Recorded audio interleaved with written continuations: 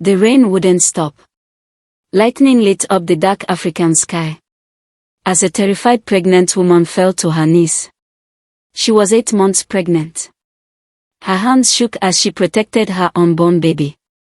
Please. I didn't kill my husband.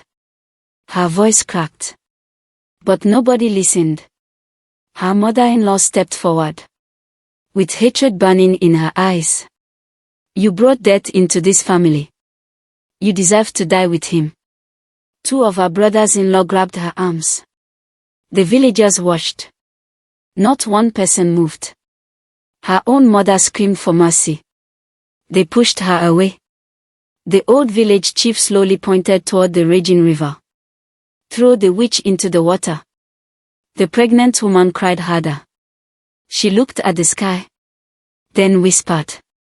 My baby. I'm sorry. Without another word. They dragged her onto the bridge. Her mother-in-law smiled. Then, she shoved the pregnant woman into the violent river below. Everyone watched. As the rushing water swallowed her. The villagers slowly walked away. Believing. Both mother and child were dead. But miles downstream. An old fisherman heard something impossible. Not a woman crying. A newborn baby. Hidden beneath the reeds. A miracle was waiting. 20 years later.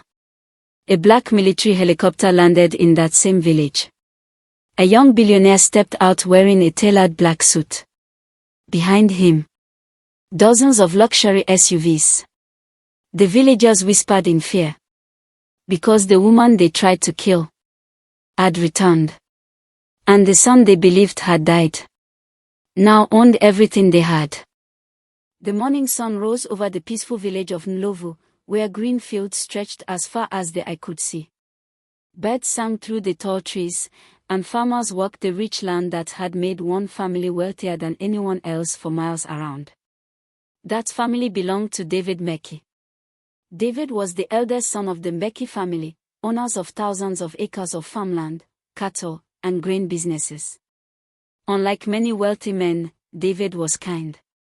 He greeted every worker by name, helped struggling farmers without asking for payment, and believed that wealth meant nothing if it wasn't shared. His greatest happiness, however, wasn't his fortune. It was his wife, Amina. She had grown up in a poor village nearby, but her gentle heart had captured David's long before he became one of the region's most respected businessmen. Every evening they walked together through the golden fields, dreaming about the future. One afternoon, David gently placed his hand on Amina's growing stomach. Our son will run through these fields one day, he whispered with a smile. Amina laughed softly. Or maybe a daughter. David smiled. As long as our child grows up surrounded by love. She was already 8 months pregnant, and every member of the village admired the couple. Everyone. Except one woman. David's mother. Mama Grace never accepted Amina. In her eyes, a poor village girl had no place in her wealthy family. But her hatred wasn't really about Amina. It was about money. According to family tradition, David, as the eldest son, would inherit nearly everything. If Amina gave birth to his child, the inheritance would remain with David's bloodline forever. That meant Mama Grace's 2 younger sons, Joseph and Peter, would receive almost nothing. Late one night, inside the family mansion, Mama Grace quietly closed the doors. Only Joseph and Peter sat inside the room. She looked at them with cold eyes. If David leaves, you will spend the rest of your lives working for your brother. Joseph lowered his head. What do you want us to do? Mama Grace answered without emotion. Accidents happen. The room fell silent. Rain began to fall outside. 3 nights later, David was driving home after meeting grain buyers in the city. The road beside the river was empty. Suddenly, a truck sped toward him from the opposite direction. Its headlights blinded him. David turned the steering wheel. Too late. The truck smashed into his vehicle. The car rolled down a steep hill before crashing into massive rocks beside the river. By the time villagers arrived, David was dead. The entire village mourned. Amina collapsed beside his body, crying so hard she could barely breathe. She held his lifeless hand. "Our baby needs you. Please wake up." But David never opened his eyes again. The funeral took place the next morning. While everyone prayed, Mama Grace stood silently. Not a single tear fell from her face. Instead, she watched Amina. Then suddenly pointed at her. "She brought death into this family." The villagers gasped. Mama Grace's voice grew louder. "Ever since this woman entered our home, bad luck has followed us. My son was healthy. My son was strong. Then she became pregnant. And now he's dead." Joseph stepped forward. "I warned my brother not to marry her." Peter nodded. "She's cursed." Fear spread through the crowd. In that village, old superstitions still carried great power. Some people whispered. Others slowly moved away from Amina. She looked around in disbelief. "No. I love David. I would never hurt him." Nobody answered. The village chief struck his wooden staff against the ground. There will be a trial. That afternoon, hundreds of villagers gathered beneath the ancient baobab tree. Mama Grace spoke first. "This woman brought death. My grandson will carry the same curse." Several frightened villagers nodded. Amina stood alone. No lawyer. No evidence. Only tears. She held her stomach tightly as her unborn baby kicked inside her. "I swear before God, I am innocent. I loved my husband." An elderly woman quietly whispered. "She's telling the truth." Mama Grace turned toward her. "So you want the curse to fall upon your family too?" The old woman lowered her head. No one dared speak again. The village chief finally stood. His voice echoed across the silent crowd. "The spirits have spoken. The widow is guilty. She must leave this world before more death comes." Amina's knees gave way. She screamed. "Please. My baby has done nothing." Mama Grace grabbed her by the hair. "You'll meet my son today." Joseph and Peter tied Amina's hands with thick rope. Her own mother tried to run toward her. The villagers held her back. She screamed until her voice disappeared. Heavy rain began pouring from the sky. The river roared beneath the old wooden bridge. Lightning flashed across the clouds. Amina looked one last time toward the village she had called home. Then, with one violent push, she disappeared into the raging river below. The current swallowed her instantly. The villagers turned away, believing they had buried both mother and child forever. Miles downstream, an old fisherman named Elias heard a faint cry above the crashing water. He looked toward the riverbank. A young pregnant woman clung weakly to a broken tree branch. Without hesitation, he jumped into the river. The icy river fought against Elias with every wave. The old fisherman gritted his teeth as he pulled Amina toward the muddy riverbank.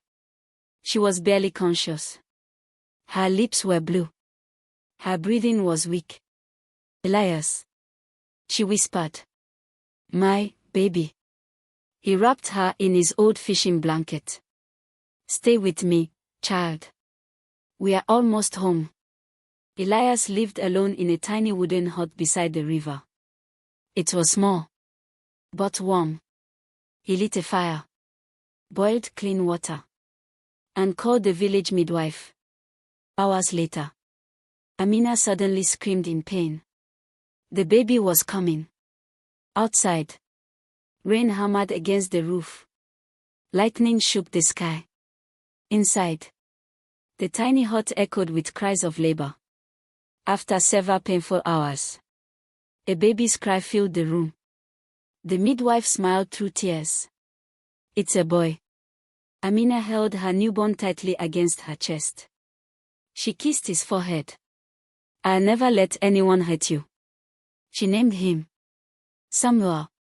For the first time since David's death. She smiled. Weeks passed.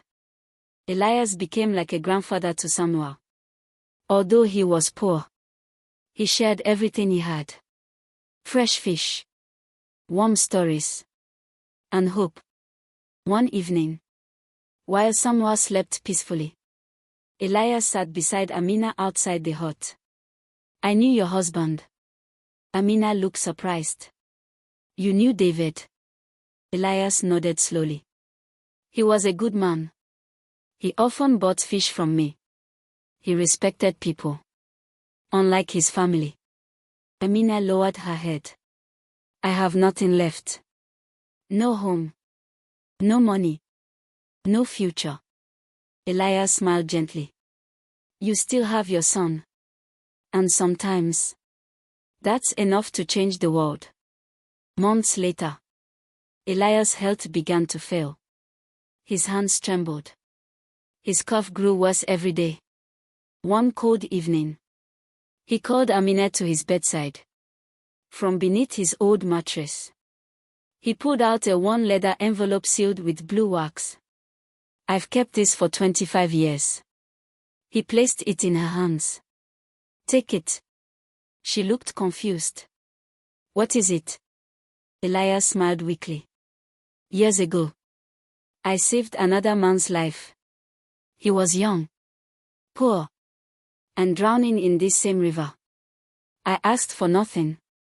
But before he left, he promised me, if I ever needed help, I should send him this letter. Amina carefully looked at the envelope. Only one name was written. Richard Mensah.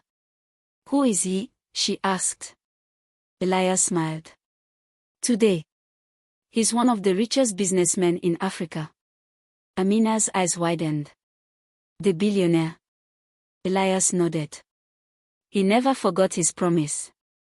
His breathing became slower. Find him. He owes me his life. The next morning, Elias quietly passed away. Amina cried beside the only man who had shown her kindness after the world had abandoned her. She buried him beside the river, near the place where he had saved her. Then, holding baby Samuel in one arm, and the mysterious letter in the other, she began the longest journey of her life. 3 days later, she arrived in Lagos. The city was unlike anything she had ever seen. Towering skyscrapers, luxury hotels, private helicopters. People rushed through crowded streets. She felt completely lost. After asking dozens of strangers, she finally stood before the headquarters of Mensah Global Holdings. The building reached into the clouds. Security guards immediately stopped her. You can't enter. She held up the old envelope. I came to see Mr. Richard Mensah. The guards laughed. The chairman doesn't meet strangers. She lowered her head. Please. This letter is from Elias. One guard noticed the blue wax seal. His smile disappeared. He immediately made a phone call. Within minutes, the massive glass doors opened. A luxury elevator carried Amina to the top floor. The office overlooked the entire city. An elderly African billionaire stood beside the window. His silver hair reflected the afternoon sunlight. Richard Mensah slowly turned around. His eyes immediately fell upon the old envelope. His hands began to shake. He carefully opened it. Inside, a short handwritten message appeared. If you are reading this, it means I have finally left this world. The woman carrying this letter needs your help. Help her, the way I once helped you. Richard closed his eyes. Tears rolled down his face. I searched for Elias for years. I never found him. He walked toward Amina. Then looked at little Samoa sleeping peacefully in her arms. What happened to you? Amina told him everything. David's death. The false accusations. The river. The baby. The fisherman. By the time she finished, Richard's eyes were filled with tears. He gently placed one hand on Samuel's head. From today, you will never struggle again. Amina looked shocked. I don't want charity. Richard smiled warmly. I'm not giving you charity. I'm repaying a debt. A debt I could never repay to Elias. Richard gave Amina a beautiful home. Samuel received the best doctors and schools. Amina enrolled in university to study business and finance. Every evening, Richard personally taught her everything he knew about leadership, investments, and building companies. Years passed. Amina transformed from a frightened widow into a confident businesswoman. Samuel grew into a brilliant young man with his father's kindness and his mother's determination.